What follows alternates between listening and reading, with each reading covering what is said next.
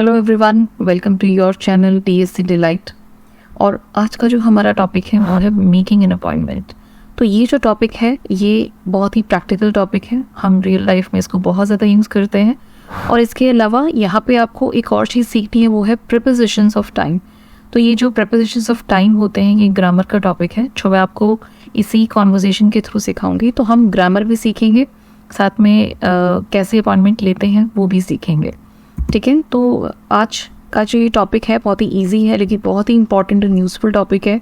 आपके ऑफिसेस में, आपके जब फ्रेंड्स के साथ आप बातें करते हो तब भी आप उनसे कई बार जब आप उन्हें बताना चाहते हो कि आप कितने बजे आ रहे हो, कितने बजे आ जाओ, पूछते हो, तो उस समय ये बहुत ही हेल्पफुल है।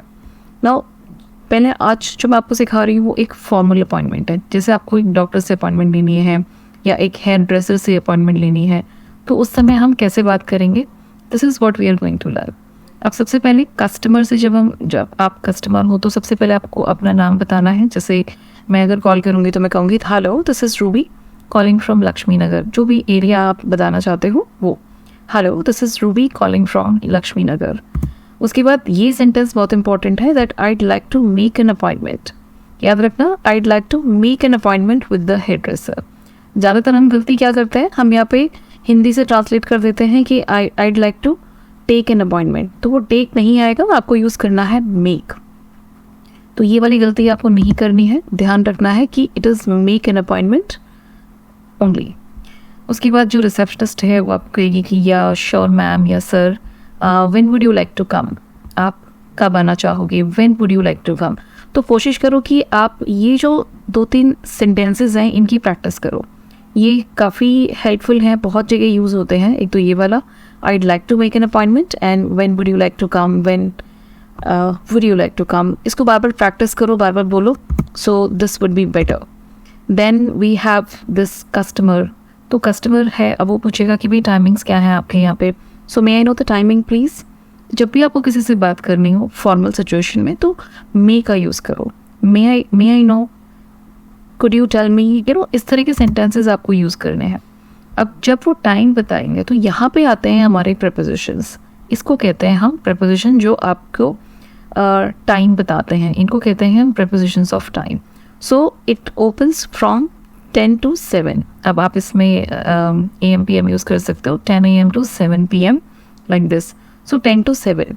तो फ्रॉम टू, यहाँ पे हम शुरू से लेके बाद तक का बता रहे हैं। You can come between 4 and 6। अब ज़्यादातर लोगों को ये नहीं पता होता है कि बिटवीन के साथ एंड यूज़ होता है। जो स्कूल स्टूडेंट्स हैं उनके लिए तो ये खास इंपॉर्टेंट है कि आपको बिटवीन के साथ एंड ही लगाना है, या फिर जो कॉम्पिटिटिव एग्जाम्स की तैयारी कर रहे हैं उनके लिए भी एक बहुत इंपॉर्टेंट ग्रामर पॉइंट है। तो फ्रॉम के साथ आपको टू लगाना है और बिटवीन के साथ एंड लगाना है। तो दोनों में फ़र्क क्या है एक बार वो भी समझ लेते हैं। फ्रॉम से टू का मतलब है कि इस समय से इस समय तक वो काम होगा, मतलब सैलून जो है वो ओपन रहेगा 10 से 7 तक, लेकिन आप कब आ सकते हो, you can come between 4 and 6। तो इसका मतलब है कि आप 4 से 6 के बीच में कभी भी आ सकते हो। इसका मतलब ये नहीं है कि आपको वहाँ पे 2 घंटे के लिए ही जाना है, ठीक है। तो हो सकता है आपका मन है कि भैया 5 बजे चले जाओ, 5:30 चले जाओ, so that is your choice. तो ये चीज़ है जो आपको ध्यान रखनी है, और बिटवीन के साथ एंड ही लगाना है, बिटवीन 4 to 6 नहीं कहना है। तो आप 4 से 6 के बीच में कभी भी आ जाओ, you can come between 4 and 6। So practically ये टॉपिक काफ़ी हेल्पफुल है, सो प्लीज़ यूज़ दैट। एक ये भी हम यूज़ करते हैं कि तब तक। तो आप 6:30 बजे तक आ जाओ, या फिर हमारी जो सर्विसेज हैं हम 6:30 बजे तक प्रोवाइड करते हैं। तो वी प्रोवाइड सर्विसेज टिल 6:30। तो टिल भी क्या है, हमारा प्रीपोजिशंस ऑफ टाइम। तो टिल हम यूज़ करेंगे जब आप कोई काम लगातार करोगे तब तक, मतलब 6:30 बजे तक हमारी सर्विसेज अवेलेबल हैं। तो टिल 6:30, या से अगर मुझे कहना है कि मैं अपने ऑफिस में 6 बजे तक हूँ तो I am available till 6 o'clock। तो ये आपको यूज़ करना है। उसके बाद एक और इम्पॉर्टेंट पॉइंट है कि you can come at 6 o'clock। अगर आपको एग्जैक्ट टाइम देना है, आपको ये नहीं कहना है कि आप 4 से 6 के बीच में आओ या 10 से 12 के बीच में आओ, आपको कहना है कि भैया आप इतने बजे आओ एग्जैक्टली, तो आप यूज़ करोगे at. So you can come at 6 o'clock time के लिए जब भी आप टाइम बताओगे एट, चाहे वो 6 o'clock 6:30 like this. And on Monday is जब आप डेज बताओगे तो आपको ऑन यूज़ करना है. तो on Monday, on Tuesday, on Thursday like this. Then एक ये चीज़ काफ़ी यूज़फुल है, शैल आई कम इन द मॉर्निंग. अगर आपको वो टाइम सूट नहीं कर रहा है, अगर आपको कोई कह रहा है कि आप बाद में आओ, पहले आओ, तो आप उनसे इस तरह से पूछ सकते हो कि शैल आई कम, क्या मैं आ जाऊँ, मॉर्निंग में आ जाऊँ या इवनिंग में आ जाऊँ, इन the morning, in the evening. अब ये भी याद रखना है कि इन द मॉर्निंग ही होगा. Always you have to use the with that. In morning नहीं कहना है, इन द मॉर्निंग. तो ये मैंडेटरी होता है, ये पूरा इन the morning, in the evening ऐसे ही यूज़ होगा. देन बिटवीन एंड मैंने यहाँ पे दोबारा से यूज़ किया है. Receptionist, of course ma'am you can come between 10 and 1. तो आप 10 से 1 के बीच में आ सकते हो. इस तरह से आप टाइमिंग यहाँ पे बता सकते हो.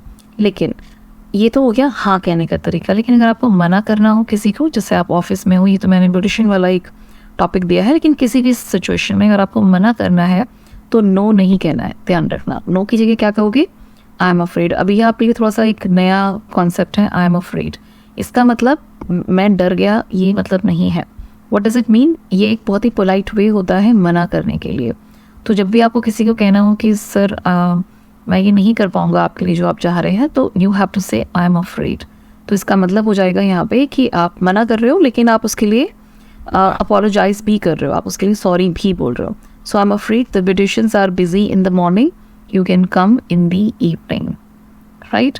तो इस तरह से आपको यहाँ पे इसको यूज़ करना है.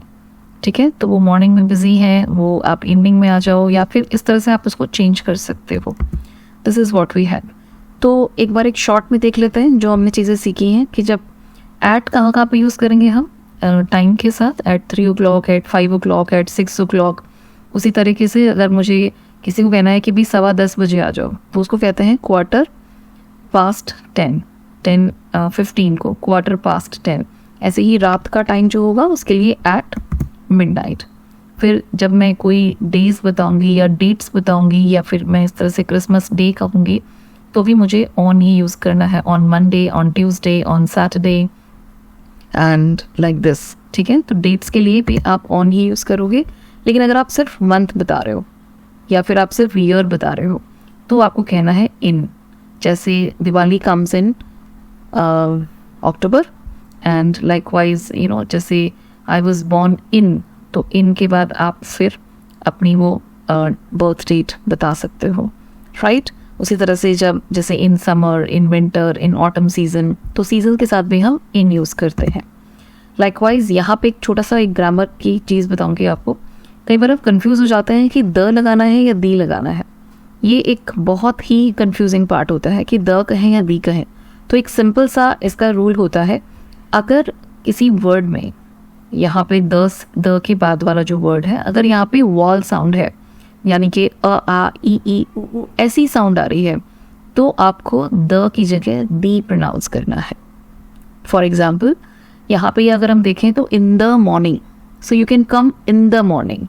यहाँ पे हम क्या यूज़ करेंगे, इन द मॉर्निंग. और यहाँ पे आफ्टरनून है, आ की साउंड आ रही है, इसलिए क्या हो जाएगा, इन the afternoon, in the evening. ठीक है. तो ये आपको ध्यान रखना है. ओके. सो जब हम अपना कॉन्वर्सेशन एंड करेंगे तो हम कहेंगे कि may I have your mobile number please in case we need to postpone और cancel the appointment. The appointment. अब फिर से मैंने यहाँ पे क्या यूज़ करा, दी, क्योंकि यहाँ पे अ की साउंड आ रही है. दी अपॉइंटमेंट. ठीक है. तो आपको ये साउंड के हिसाब से द और दी यूज़ करना होता है. ये आप ध्यान रखेंगे. And then customer will say that या sure please note it down, और फिर आप उनको नंबर बताएंगे. ठीक है. तो आई होप ये पूरा टॉपिक क्लियर है आपको, और ये जो सारे प्रपोजिशंस हैं ये भी आप अच्छी तरह से यूज़ करेंगे इस पर.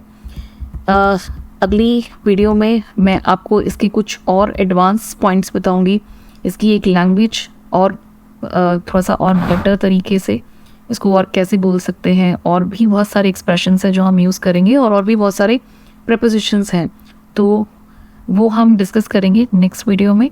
Till then, bye everyone. Thank you.